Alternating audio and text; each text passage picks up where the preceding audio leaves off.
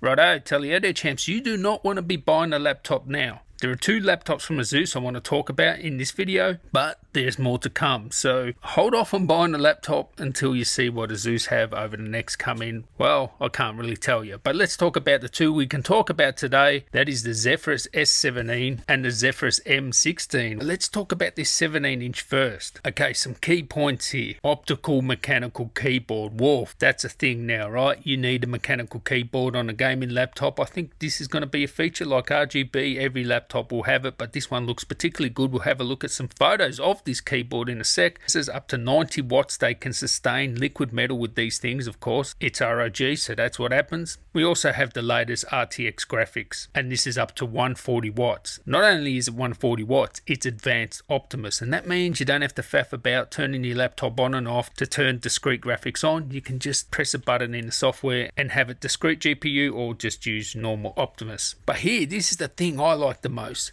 QHD display, 165Hz G-Sync. Now that is the advanced Optimus model, but they do have a 4K 120. Yes, you heard right, 4K 120 with DCI P3. So no longer do you have to compromise, right? You can have the 4K resolution for your content creation, but you can also game at high refresh 4K 120. And these RTX graphics cards, they can push that, especially the 3080 16GB model, 140 watts. Yeah, you're going to be able to do 4K 120 in a lot of titles. But the best thing is, and they didn't even put this in a bullet point, you can lower the resolution to like 1080p and get 240 Hz. So it's the best of both worlds. So we also have Dolby Atmos speakers. They put a lot of effort into these speakers, but up to 140 watts here. You can see dynamic boost. So let's have a look at the specs. Intel processor, all the RTXs here, 16GB 3080, which to me still scratches my head why there isn't a 16GB, 3080 desktop. I know the TI is coming out soon, but anyway, so you can have a 3060 as well, up to 140 watts with all these. Windows Home, Windows Pro,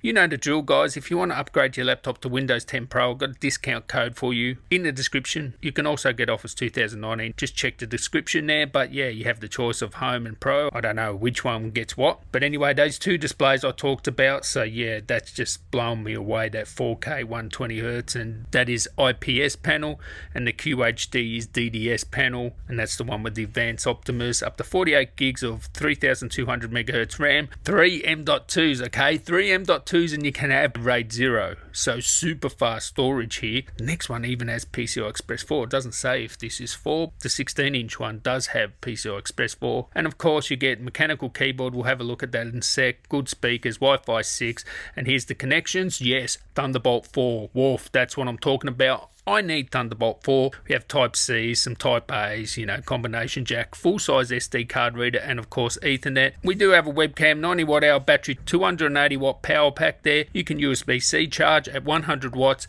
and it comes in at 2.6 kilos and basically 19.9 mil. Let's just quickly look at some of the pictures. These are the fans. They're supposed to have more fan blades, and they're really thin and actually quieter. Supposed to be like 10 dB quieter, which is just amazing. I bang on about how loud gaming laptops are, and of course, yeah, they have to be, but yeah, there should be an improvement there. This is the volume rocker that they spent so much time on, and yes, the tech that goes into that. You might just think volume rockers, got feedback. You can, scroll fast, scroll slow. They spend a lot of time talking about this, so yeah, I will cover that when I get to review it. And here, have a look at this mechanical keyboard. Yeah, nah, that's pretty cool, isn't it? Especially it's got a spring. It's like spring and buckle, IBM style. But yeah, you can see the pictures there of the mechanical keyboard. Should be a good thing. And here we can see the cooling. They've actually moved the keyboard. It used to be at the bottom there. People complain, so they've got the trackpad in the normal spot now, and the keyboard raises, right, and it makes it more ergonomic. And it's not just for show, it actually helps with the cooling, right? There's that volume rocker there, and there you can see from the side there,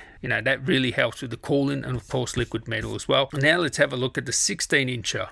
Now, ultra slim bezels with this, 4.6 millimeters, 94% screen to body ratio, and 16:10. Yes, that's what I like. Next generation Intel processors. So that makes me think the other one just has 10th gen, because it didn't say next gen, or maybe they left that out, it was the oversight or whatever, I don't know. I'll find out when I get it. 19.9 millimeters, only 1.9 kilos, which is super light for a 16-incher. That's MacBook Pro lightness there. Dolby Atmos speakers. The killer thing about about this is adaptive sync, so VRR, 3 millisecond response, 165 Hz, 16:10, and it is Dolby Vision as well. DCI P3 color, of course RTX graphics, so the 30 series, and it does have 0 dB technology, so it can be super quiet, you know, if they're taking 10 degrees off. And their laptops are pretty cool already with liquid metal and the new fans and dual arc flow fans. I'll be very surprised if this isn't really good thermally. Studio quality audio, comprehensive connectivity with the Thunderbolt, of course, Thunderbolt 4 and Wi-Fi 6, so next gen Intel processor,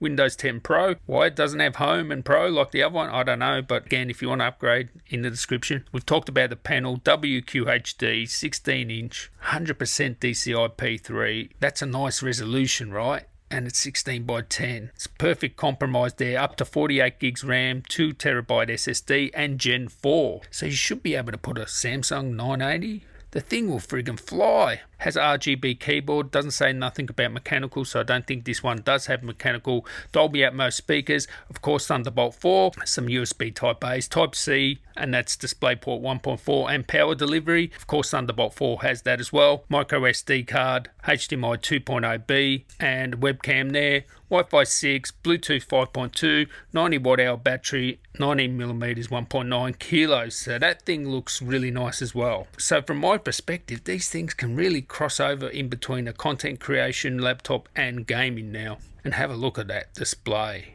Look at it. You can tell that's awesome. Smaller power brick there, as you can see, much smaller power brick. Didn't say the wattage of the power brick, and there you can see that thin body to display ratio there. And again, looking at that angle, I take a lot of photos, and usually, you know, the screen doesn't look good from this sort of angle. That looks really nice, and it looks like you're looking at it front on there. And those bezels are small, and it's just got a little gap up there for the, you know, the webcam. Some of their laptops never used to have the webcam, now you do, so they've worked on that. Yeah, that's awesome. So that's really good. So can't wait to get them in. Catch you in the next one. Tally ho.